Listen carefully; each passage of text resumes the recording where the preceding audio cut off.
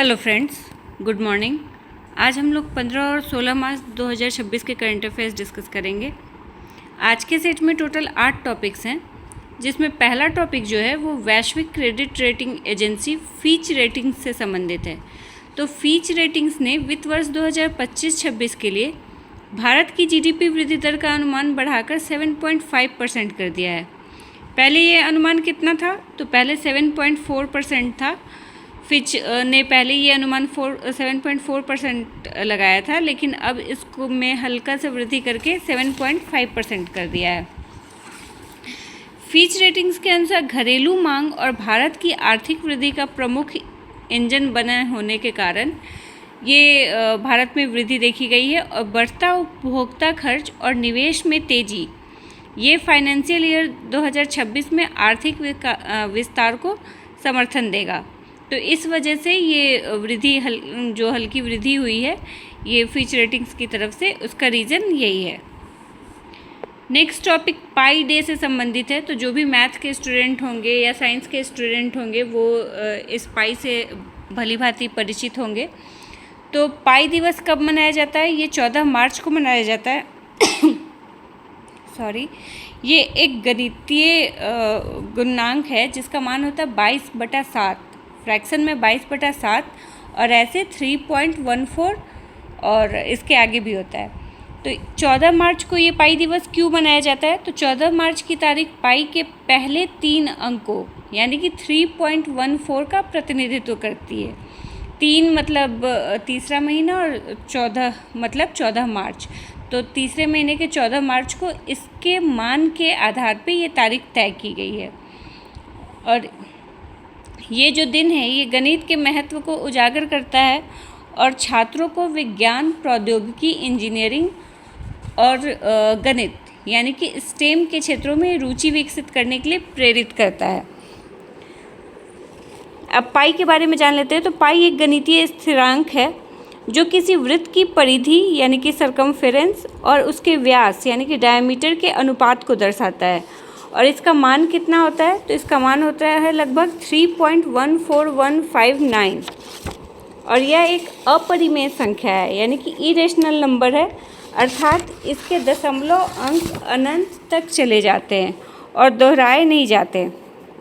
तो पाई एक irrational number है, इसका मान होता है 3.14159 और इसका जो शुरुआती 3 अंक है 3.14, इसी के आधार पे ये पाई दिवस का जो तारीख तय किया गया है 14 मार्च, इसी के आधार पर तय किया गया है। 2019 में यूनेस्को ने 14 मार्च को अंतर्राष्ट्रीय गणित दिवस घोषित किया, जिससे इसका वैश्विक महत्व और ज़्यादा बढ़ गया है। तो पाई दिवस कब मनाया जाता है? 14 मार्च को। नेक्स्ट टॉपिक अभ्यास फ्रीडम शील्ड से संबंधित है। तो ये अमेरिका और दक्षिण कोरिया के बीच होने वाला वार्षिक संयुक्त सैन्य अभ्यास है जो अभी आयोजित हो रहा है। तो इसके बारे में ज़्यादा डिटेल से नहीं लिखी हूँ मैं, इसीलिए क्योंकि ये अमेरिका का युद्ध अभ्यास है। बस नाम में कन्फ्यूजन ना हो आप लोग को अगर क्वेश्चन पूछा जाए तो, इसलिए नाम का जिक्र कर दिया मैंने। ये अमेरिका और दक्षिण कोरिया के बीच होने वाला वार्षिक युद्ध अभ्यास है। नेक्स्ट टॉपिक है HDFC अर्गो जनरल इंश्योरेंस के नए MD और CEO नियुक्त हुए हैं। तो किनको नियुक्त किया गया है? पार्थलिन घोष।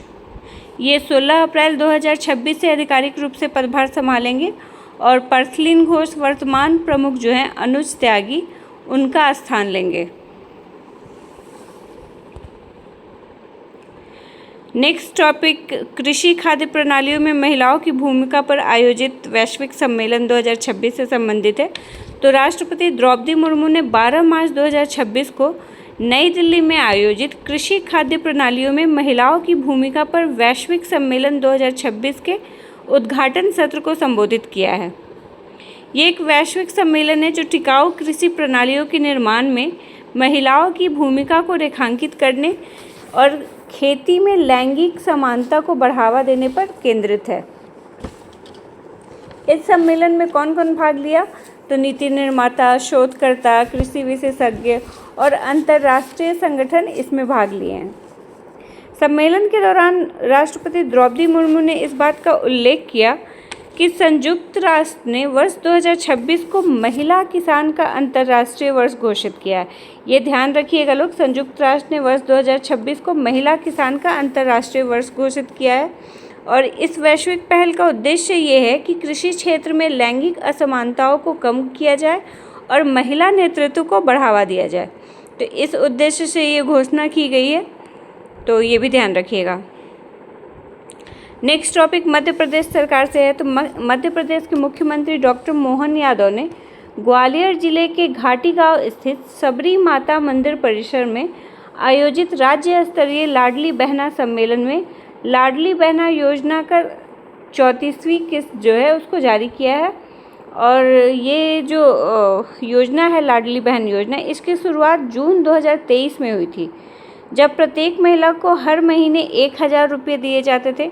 बाद में इस राशि को बढ़ाकर 1250 कर दिया गया और अभी वर्तमान में इसके तहत 1500 रुपये प्रति माह महिलाओं को दिए जाते हैं। तो ये महिलाओं को आर्थिक रूप से सशक्त बनाने के लिए एक मध्य प्रदेश सरकार की पहल है, लाडली बहन योजना। नेक्स्ट टॉपिक केंद्र सरकार के एक समिति से संबंधित है। तो केंद्र सरकार ने ईरान में जारी संकट को देखते हुए स्थिति पर करीब से नज़र रखने एवं संभावित प्रभावों से निपटने के लिए एक 3 सदस्यीय मंत्री समूह का गठन किया है। ये जो उच्च स्तरीय समिति होगी, इसकी अध्यक्षता कौन करेगा? तो इसकी अध्यक्षता करेंगे गृह मंत्री अमित शाह। और गृह मंत्री के अलावा इसमें जो बाकी 2 सदस्य होंगे वो हैं विदेश मंत्री एस जयशंकर और पेट्रोलियम मंत्री हरदीप सिंह पुरी। विदेश मंत्री जहां कूटनीतिक स्तर पर हालात की समीक्षा करेंगे, वहीं पेट्रोलियम मंत्रालय वैश्विक तेल और गैस आपूर्ति श्रृंखला पर पड़ने वाले असर का विश्लेषण करेगा। अभी आप लोग देख सकते हैं कि युद्ध की वजह से होर्मुज स्ट्रेट में कई सारी जो शिप हैं, वो तेल की शिप वो फंसी हुई हैं। भारत की 2 शिप को छोड़ा गया है, लेकिन पुष्कर, एक का नाम है पुष्कर और एक और का नाम कुछ इसी तरह का है। तो उन 2 शिपों को भारत के छोड़ा गया है, लेकिन अभी भी बहुत सारे शिप वहाँ पे फंसे हुए हैं, जिसकी वजह से वैश्विक तेल संकट की स्थिति उत्पन्न हो गई है। तो इसी पे करीब से नज़र बनाए रखने के लिए इस समिति का गठन किया गया है। और इसका मुख्य उद्देश्य भी यही है इस समिति के गठन का, कि ईरान संकट के कारण उत्पन्न होने वाले भू राजनीतिक और आर्थिक चुनौती से तुरंत निपटा जा सके। तो कैसे निपटा जाएगा तुरंत, इसके लिए ही इस समिति का गठन किया गया है, ताकि सही रणनीति बनाई जा सके। और खाड़ी देशों में इस वक्त लाखों भारतीय नागरिक काम कर रहे हैं, जैसे ओमान, सऊदी अरब, ये दुबई, ये सारे जो जगह हैं, यहाँ पे कई भारतीय रहते हैं और प्रवासी भारतीय रहते हैं। तो उन सब की भी सुरक्षा सुनिश्चित करना और ज़रूरत पड़ने पर सुरक्षित निकासी की रूपरेखा तैयार करना इस कमेटी की सर्वोच्च प्राथमिकताएं हैं। तो इन सभी बातों पे भी ध्यान रखा जाएगा इस समिति के द्वारा। नेक्स्ट और लास्ट टॉपिक सुप्रीम कोर्ट के एक निर्णय से संबंधित है। तो सुप्रीम कोर्ट ने हाल ही में अपने एक निर्णय में कहा है कि अन्य पिछड़ा वर्ग के लिए आरक्षण में क्रीमी लेयर के निर्धारण में माता पिता के पद और उनके सामाजिक प्रशासनिक दर्जे को भी ध्यान में रखना आवश्यक है, न कि सिर्फ माता पिता की आय को। तो क्रीमी लेयर का जो ये वर्गीकरण है, अब तक सिर्फ आय के आधार पर ही होता आया है। तो सुप्रीम कोर्ट ने अब ये निर्णय दिया है कि इसके निर्धारण में आय तो मायने रखेगा ही, उसको तो ध्यान में रखा ही जाएगा, लेकिन उसके साथ साथ तो उनके सामाजिक प्रशासनिक दर्जे को भी ध्यान में रखना आवश्यक होगा। और क्रीमी लेयर का निर्धारण करते समय संबंधित प्राधिकरणों को माता पिता की नौकरी का प्रकार, सामाजिक स्थिति और उनके पद जैसे अन्य कारकों को भी ध्यान में रखना होगा। इस निर्णय का उद्देश्य क्या है, क्यों ये निर्णय दिया गया है सर्वोच्च न्यायालय के द्वारा? तो ये सुनिश्चित करने के लिए कि ओबीसी समुदाय के भीतर वास्तव में वंचित और पिछड़े वर्ग तक ही आरक्षण का लाभ पहुंच सके। अब ओबीसी आरक्षण में क्रीमी लेयर है क्या? तो क्रीमी लेयर शब्द का अर्थ ओबीसी समुदाय के उन आर्थिक और सामाजिक रूप से उन्नत वर्गों से होता है जिन्हें आरक्षण के लाभ से बाहर रखा जाता है। इस अवधारणा को भारत का सर्वोच्च न्यायालय द्वारा वर्ष 1992 में दिए गए ऐतिहासिक निर्णय इंदिरा साहनी बनाम भारत संघ में प्रस्तुत किया गया था। ये पॉलिटी का एक इम्पॉर्टेंट क्वेश्चन है, ये करंट के साथ साथ पॉलिटी का भी क्वेश्चन है, ज़्यादातर पॉलिटी का ही समझिए तो क्वेश्चन है, तो ये पूछा जा सकता है, यूपीएससी बीपीएससी किसी भी एग्जाम में पूछा जा सकता है। तो ये ध्यान रखिएगा लोग क्रीमी लेयर से संबंधित, ये केस भी ध्यान रखिएगा लोग कि क्रीमी लेयर की अवधारणा को किस केस में दिया गया था सर्वोच्च न्यायालय द्वारा, तो इंदिरा साहनी बनाम भारत संघ।